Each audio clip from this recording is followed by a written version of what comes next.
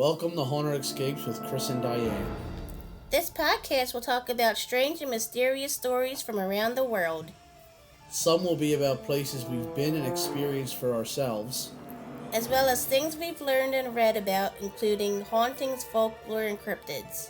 Join us on our Haunted Escapes. In the winter of 1777, George Washington had a difficult task ahead of him. He had to get his Continental Army into fighting shape. Because of its location, Valley Forge seemed to be an ideal place to hunker down. There he could keep an eye on the British that were sheltered in Philadelphia, while far enough away to prevent any surprise attacks. They would remain at this camp from December 1777 to June of 1778. Washington's men constructed approximately 1,500 to 2,000 log cabins for the 12,000 soldiers. 400 women and children of the soldiers' families would reside there as well. Soldiers were instructed to search the countryside for straw to use as bedding, since there were not enough blankets for everyone. Valley Forge gave off the appearance of a little city because not only its trenches, it also had military roads. Life at Valley Forge became very difficult due to the cost of the war, and lack of money and food were the main culprits. Approximately 2,898 men were shoeless and almost naked due to the lack of resources, and daily rations were down to half a pound of beef for each soldier. By February, men went without meat for days at a time. Cold and starvation weren't the only things the soldiers had to worry about. Disease ran rampant, and 2,000 men died of influenza, typhus, typhoid fever, and dysentery. Despite all of this, Valley Forge is sometimes known as the birthplace of the American Army, due to their rejuvenated spirit and confidence as a well-trained army. Most of this is due to former Prussian military officer Friedrich Wilhelm Baron von Steuben, who impressed Washington and was made temporary inspector general. He set standards for camp layout, conduct, and sanitation. He soon became the Army's chief drill master by running them through intense Prussian-style drills. He also helped prepare a manual, Regulations for the Order and Discipline of the Troops of the United States, also called the Blue Book, which remained the official training manual of the Army for decades. Today, the park is lush, 3,500-acre expanse of rolling hillsides dotted with flowering dogwood trees. Washington's original stone headquarters has been restored and furnished. Log huts have been reconstructed, and statues and monuments throughout the park remind visitors of our national heritage. Among them are statues of Baron von Steuben and the monument to patriots of African descent. Hey everyone, I'm your co-host Josh Compton, and here at Humor, Haunts, and Homicide, my co-host Renee Biggs and I bring you humor to the world of true crime. Our passion for storytelling is second to none, and we take pride in our ability to share gripping tales of ghosts, murders, and mysteries. Tune into our podcast to listen to our intriguing true crime stories that are guaranteed to have you laughing and creeped out all at the same time. Scary event. Welcome to Haunted Escapes with Chris and Diane. Hello. Today's episode we'll be doing a story all about Valley Forge. Yes.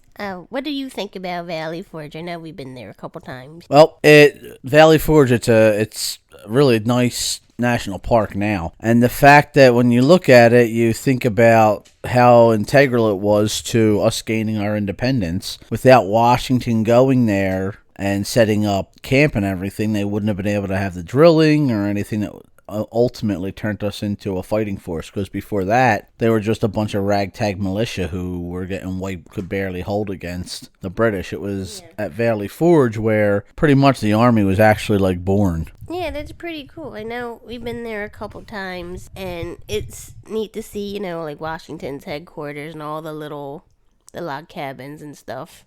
And to think there were, four people in there per cabin? Yeah, I think it was 4. Crazy, it's so small. Yeah, the cabins are really, really tiny. They're maybe the size of, like, the living room of your house. Yeah, I think they're, 14 by 16 or something like that. Yeah, they're really tiny, and the fact that they had at least 4 people in there. Yeah, so it's no wonder that disease spread rapidly with people being so close. Well, yeah, and also they didn't really know much about how to set the camps up, So they would like be going to the bathroom right next to where their drinking water was, so the water would get infected with their feces, and that's how somebody would get dysentery and would die. And then also smallpox. That wound up hitting and ran pretty rampant throughout the camp during that time. And the way they wound up getting rid of that was Washington. They had the idea to essentially vaccinate people by taking a knife and they would stab the pus wound from the smallpox, and then they would put it under the skin of like another person to get them sick as well. Oh, that's disgusting. And eventually, well, it's essentially the same thing we do now with vaccines. Yeah, I guess so, in a way. Yeah. It's not as gross. Well, that's just the way they did it, and that actually helped save a big chunk of his army, because instead of losing like over half of them, he only lost maybe 15%. So how do you do that without throwing up? That I don't know. So he would just take like a knife and put the disease into somebody else. Yeah, it would be a small part of it that would be put into a healthy person so that they would be able to build antibodies.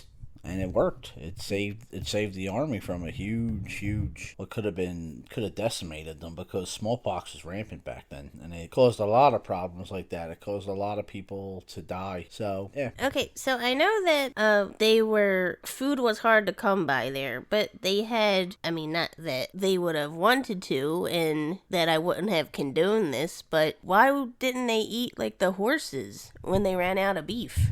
They probably did. They were starving and they needed to survive, but they couldn't eat all the horses. You needed certain horses left to pull carts and wagons and stuff. Yeah.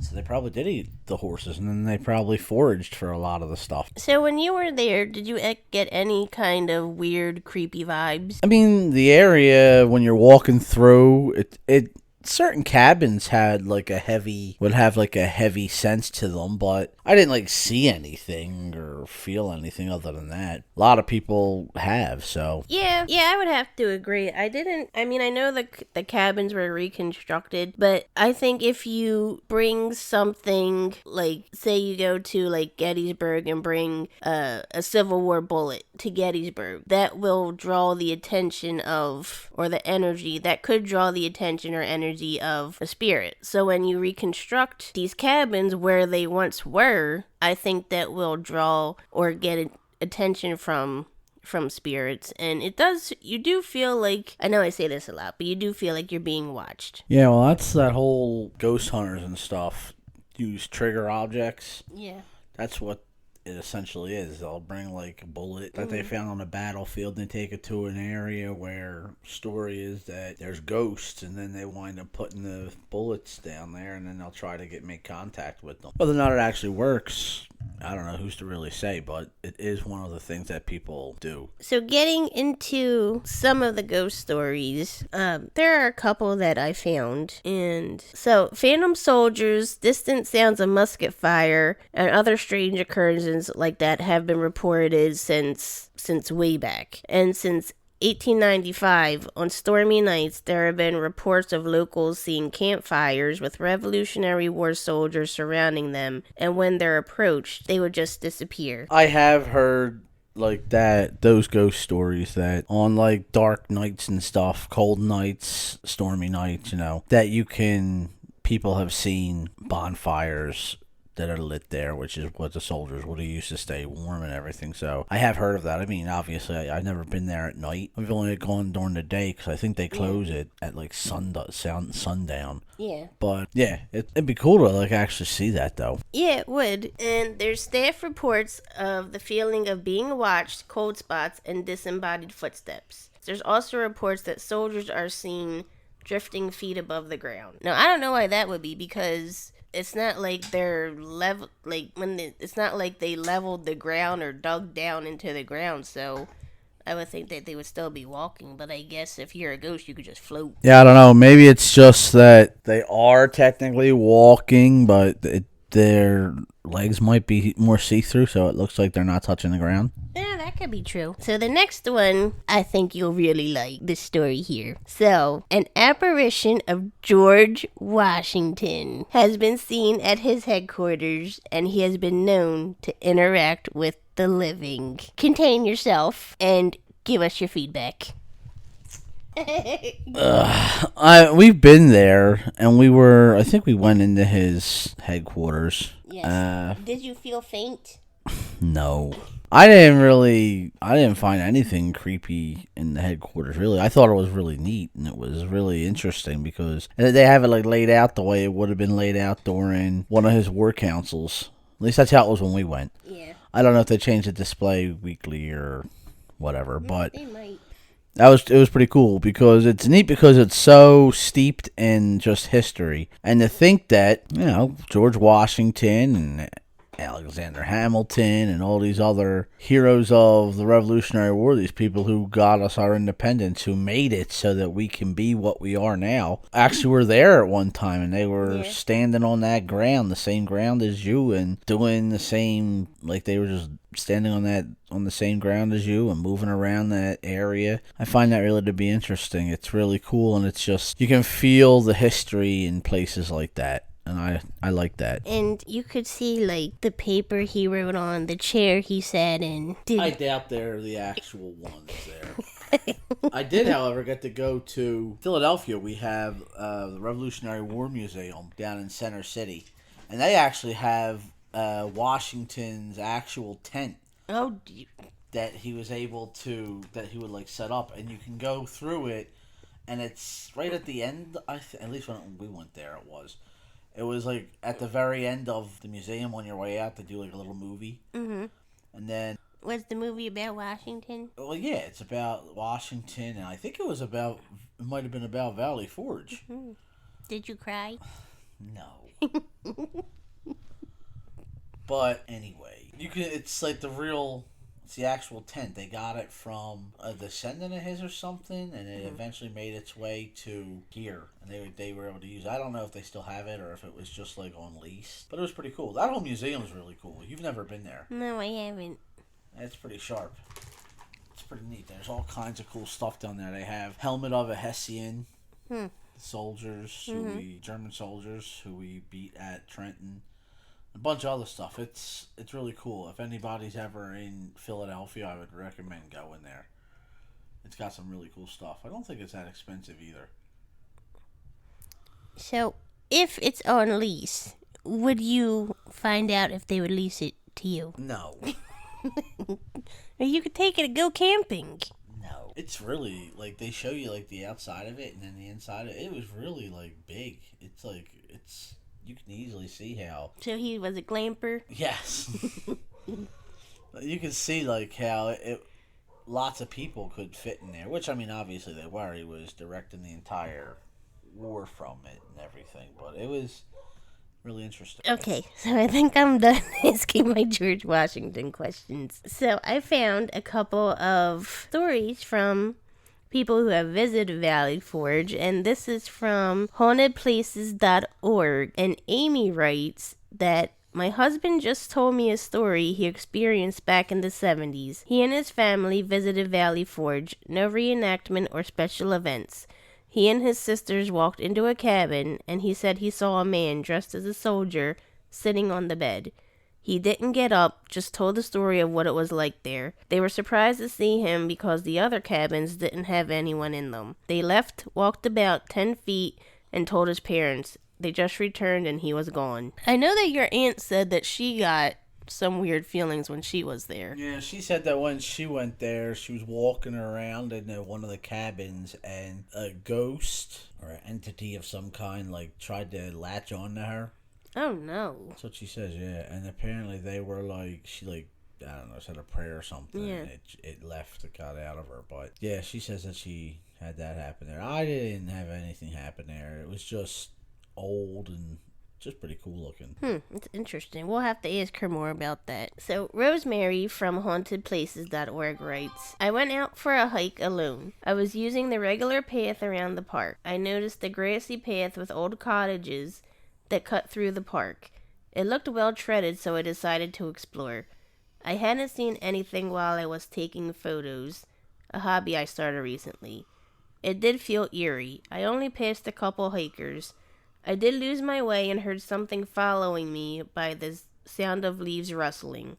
When I looked at my photos, I was surprised to see strange fog images in one of the cottage rooms and a shadow figure standing on the path that I took. Only my camera picked it up. I will be more aware now during my visits. It was a surprise, but not in a scary way. That's pretty cool. I would like to see those photos. Yeah, that's pretty cool. I mean, the Valley Forge is huge, and I know that people go there for picnics, they play, like frisbee, things like that. And yeah, it's like a giant park. They have things all over. They have a park, they have benches, and then they also have the historical stuff too that you can walk around and look at. So yeah, I'm not surprised that she felt something like following her, because everything that happened there was very traumatic, and I think that energy probably remains there. And some people can pick up on that. Yeah, pretty much. So Catherine writes, my kids and I were visiting the George Washington headquarters, Chris, and made our way up to the attic area with the gate that keeps visitors out. Would you jump over that? No. My daughter mentioned that she felt cold, didn't like it, and wanted to leave. I promised we would shortly and put my hands through the rungs with my fully charged camera to take a photo. I took 3 shots and the camera suddenly died. Disappointed, we left the building and I tried my camera again. Not only did it work fine, but showed us fully charged. When I went through the photos I'd taken, the second photo of the 3 I'd taken in the attic had a huge orb smack in the middle. Neither of the other 2 shared the same anomaly. That's interesting, but I'm not one who buys the whole orb thing. Mm-hmm. I think orbs can be mistaken as bugs or anything can be seen as an orb. Anything bugs, dust. Yeah, anything that a camera catches. So I don't buy into orbs. When are you thinking for batteries draining though? That's something that a lot of people say happens around these ghosts and whatnot. It's never happened to me again, but we don't do like the ghost hunting. Mm-hmm.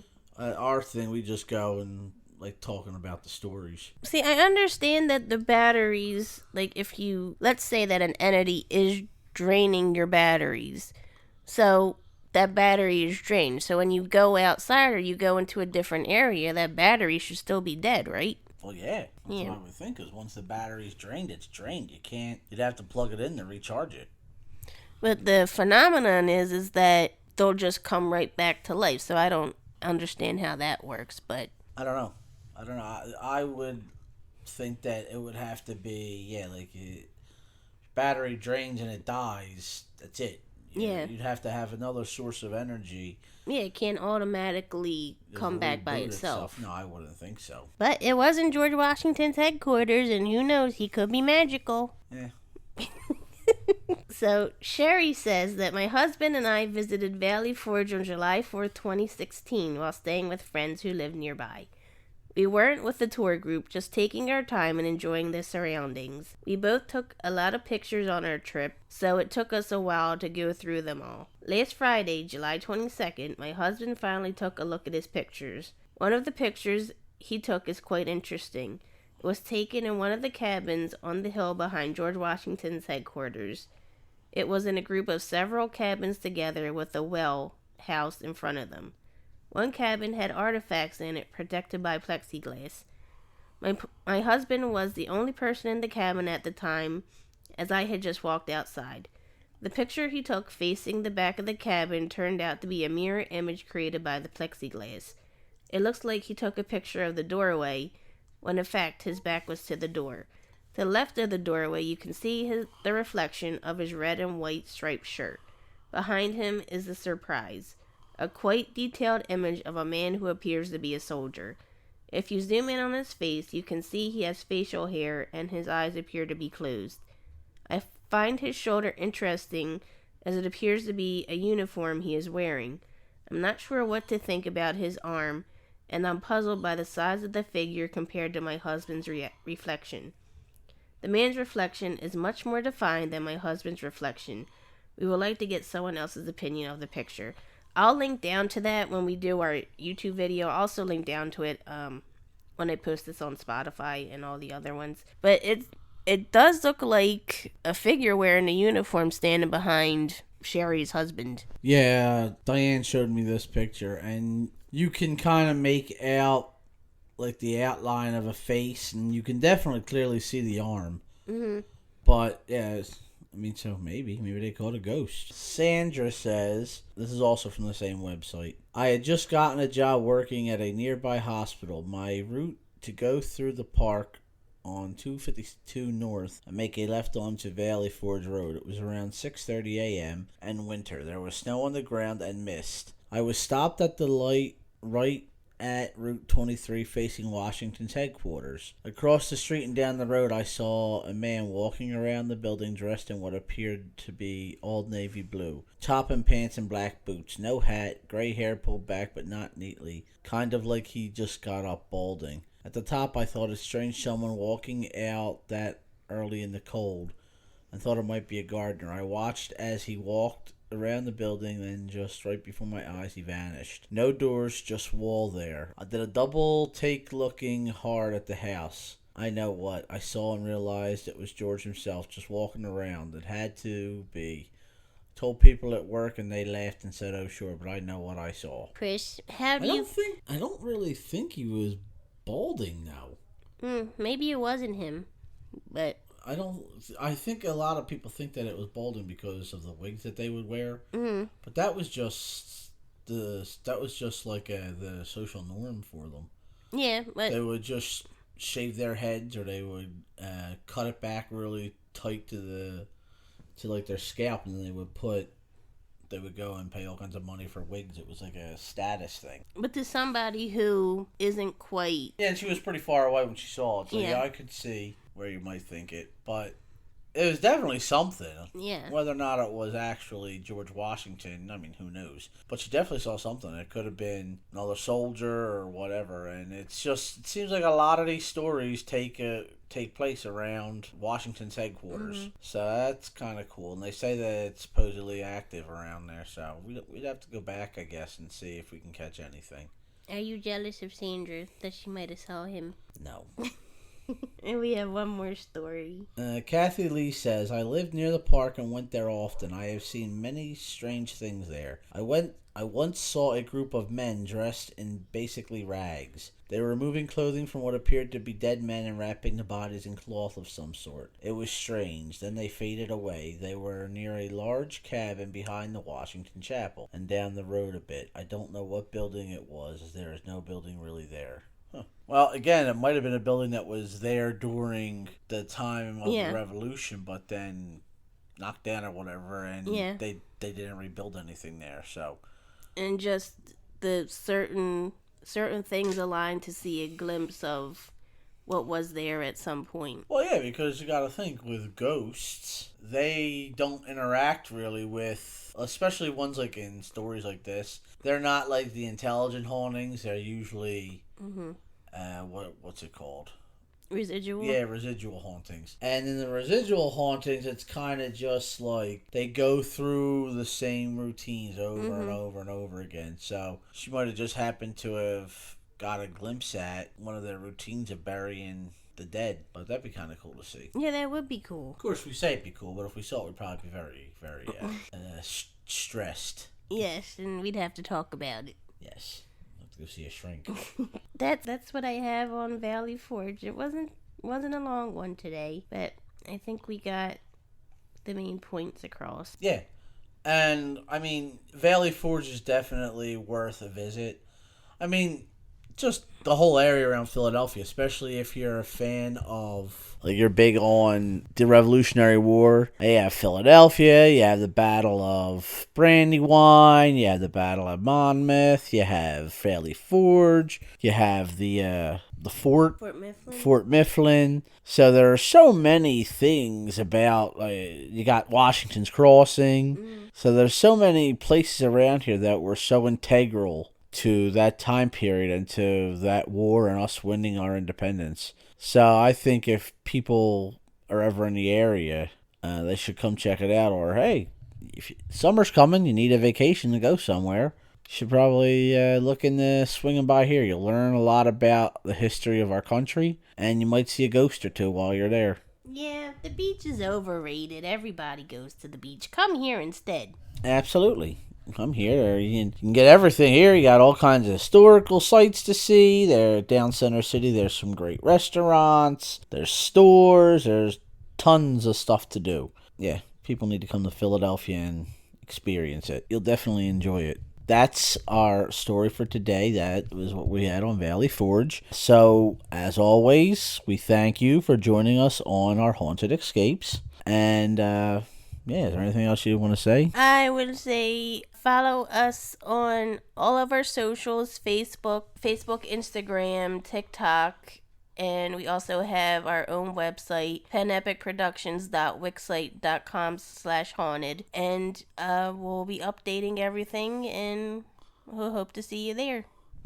Yeah, so thank you for listening, and if you enjoyed what you heard, give us a like, give us a follow, tell your friends, tell them about us. So have a good day or evening whenever you're listening to this, and we'll see you on the next episode. Bye. Bye. If you like paranormal, true crime, and some cryptids, or just anything weird, check out Ouch! Was That a Ghost? Brought to you by your host, Liz. You can find Ouch! Was That a Ghost on Spotify, Apple, or any audio platform. New episodes drop every Thursday.